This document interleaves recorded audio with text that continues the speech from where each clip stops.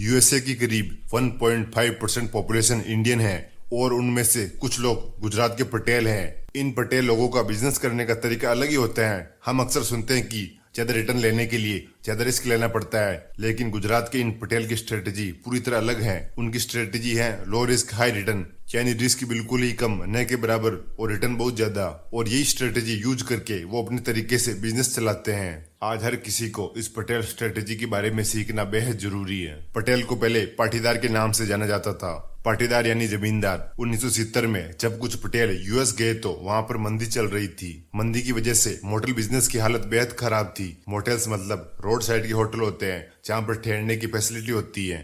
पर पटेल जानते थे कि मोटेल्स की ये खराब हालत टेम्परेरी है और जैसे ही इकोनॉमी पटरी पर लौटेगी ये बिजनेस काफी प्रॉफिटेबल साबित होगा। उस वक्त मंदी की वजह से और मोटेल बिजनेस की खराब हालत की वजह से यूएस में बहुत सारे मोटेल्स सस्ते प्राइस में मिल रहे थे। पटेल जानते थे कि मोटेल्स का फ्यूचर ब्राइट है, इसलिए उन्होंने कुछ पैसा इन्वेस्ट करके और ज्यादातर पैसा लोन लेकर मोटेल्स खरीदे और पटेल उस बिजनेस को अच्छे से चलाने लगे। मोटेल बिजनेस उन्हें सस्ते प्राइस पर मिल गया था और उन्होंने अपना खुद का पैसा कम लगाया था, इसलिए उनकी रिस्क कम थी। वे जानते थे कि अपने कंपटीटर से अच्छा बिजनेस कैसे चलाना है और धीरे धीरे इकोनॉमी ने ग्रोथ की और उनका बिजनेस भी ग्रोथ करने लगा और वो और मोटेल्स खरीदने लगे। जब मोटेल बिजनेस डाउन में था तब उन्होंने सस्ते प्राइस में खरीदा और उसमें से प्रॉफिट निकाला। इस तरह पटेल्स ने low risk high return strategy use करके बहुत अच्छा प्रॉफिट कमाया। आज की डेट की बात करें तो 50% से भी ज्यादा मोटेल बिजनेस पटेल्स के पास है। पटेल्स पहले सेविंग्स कर लेते हैं और ऐसे ही किसी लो रिस्क हाई रिटर्न की तलाश करते हैं। जब उन्हें ऐसी कोई अपॉर्चुनिटी दिखती है जिसमें फ्यूचर अपॉर्चुनिटी होती है और रिस्क कम होता है, तब उस बिजनेस को वो खरीदते हैं। प्रफुल्ल बिल्लोरे जिन्होंने अपने चाय की दुकान की शुरुआत की थी, तो उन्होंने भी कम कैपिटल में अपना बिजनेस शुरू किया। उन्होंने मात्र 1200 रुपए में अपना बिजनेस स्टार्ट कर दिया था और धीरे धीरे उनको प्रॉफिट होता गया। आज पूरे भारत में उनके आउटलेट्स हैं और उनकी नेटवर्थ $3 मिलियन है। लोग कहते हैं कि बिजनेस शुरू करने के लिए बहुत सारा पैसा चाहिए, पर आप अपनी क्रिएटिव थिंकिंग को यूज करके कम से कम कैपिटल में भी अपना बिजनेस शुरू कर सकते हैं। पटेल्स और एमबीए चाय वाले की स्टोरी भी हमें यही सिखाती है। और एक दिलचस्प बात यह है कि प्रफुल्ल बिल्लोरे ने अपने बिजनेस की शुरुआत गुजरात से की थी।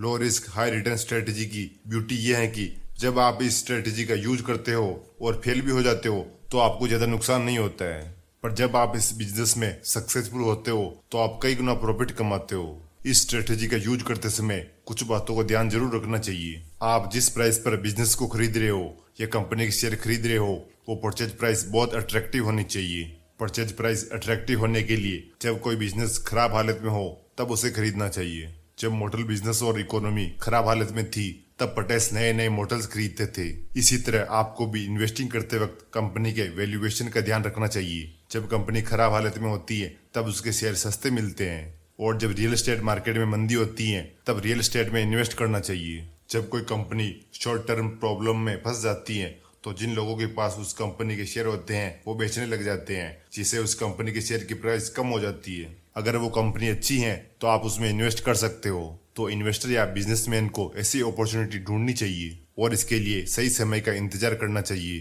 वॉरेन बफेट कहते हैं कि अमीर बनने के लिए आपको एक रूल हमेशा याद रखना चाहिए और वो ये है, be fearful when others are greedy and be greedy when others are fearful. जब सभी लोग इन्वेस्टमेंट से डर रहे होते हैं तब आपको इन्वेस्ट करना चाहिए। अगर आपके शहर में एक कपड़े की शॉप है और 4 कपड़ों की शॉप और आपके शहर में खुलती हैं, तो क्या सबसे पहले वाले शॉप का मालिक पहले जितना प्रॉफिट कमा पाएगा? अब आपके शहर में कुल 5 कपड़ों की शॉप हो गई हैं। अब इन 5 में से सबसे अच्छा बिजनेस वही शॉप करेगी जिसके पास एक अच्छा कॉम्पिटिटिव एडवांटेज होगा, यानी जिसके पास एक्स्ट्रा सर्विस है, ज्यादा वेराइटी है, कम प्राइस पर देते हैं, फेस्टिवल पर स्पेशल ऑफर देते हैं, तो उसी शॉप से लोग ज्यादा से ज्यादा शॉपिंग करेंगे।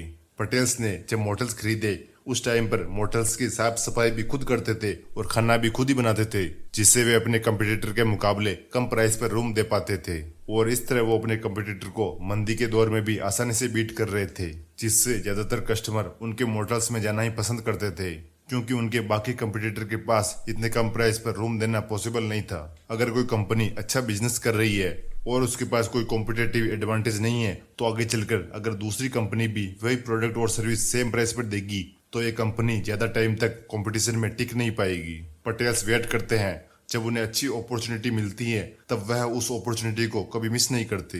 चार्ली मुंगर कहते हैं कि जब इन्वेस्टर या बिजनेसमैन को ऐसी अपॉर्चुनिटी मिलती हैं जब ऑड्स उनके फेवर में होते हैं, यानी डाउन साइड रिस्क बहुत कम होती है और अप साइड बहुत ज्यादा होती है, तब मोटा पैसा इन्वेस्ट करना चाहिए। जब मंदी चल रही होती है, इकोनॉमी और इंडस्ट्री में कोई शॉर्ट टर्म प्रॉब्लम चल रही होती है, तब कई बार बिजनेस सस्ते वैल्यूएशन पर मिल जाते हैं। सन 2001 में ओसामा बिन लादेन के आतंकी हमले के बाद अमेरिका में मोटर्स बिजनेस में काफी ज्यादा मंदी आ गई थी और उस टाइम मोटर्स काफी सस्ते प्राइस में मिल रहे थे। उस टाइम पटेल्स ने कई सारे मोटर्स खरीदे थे।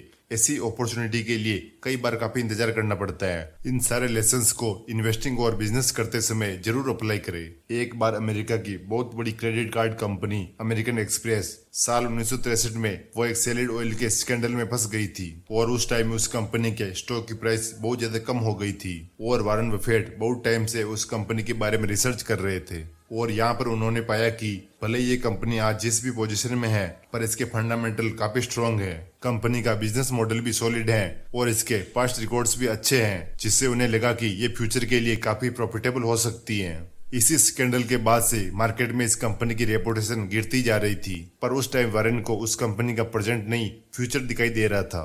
वारेन जानते थे कि ये एक टेम्पररी लॉस है जो मार्केट के सेंटीमेंट की वजह से हुआ है और इसीलिए ये कंपनी बहुत ही ज्यादा डिस्काउंट प्राइस पर मिल रही है। वारेन ने इस मौके पर चौका मारा और कंपनी का 5% स्टेक सिर्फ $20 मिलियन में खरीद लिया। इस फैसले ने प्रूव कर दिया कि क्यों उन्हें दुनिया का सबसे ग्रेट इन्वेस्टर कहा जाता है। यहाँ पर सीखने की बात यह है कि किसी भी बिजनेस को खरीदते टाइम उसके प्राइस पर बहुत ज्यादा ध्यान देना चाहिए। हमेशा ऐसा बिजनेस ढूंढना चाहिए जिसकी मार्केट वैल्यू तो कम हो पर बिजनेस वैल्यू बहुत ज्यादा हो। आज की वीडियो में बस इतना ही। उम्मीद है आपको वीडियो पसंद आई होगी।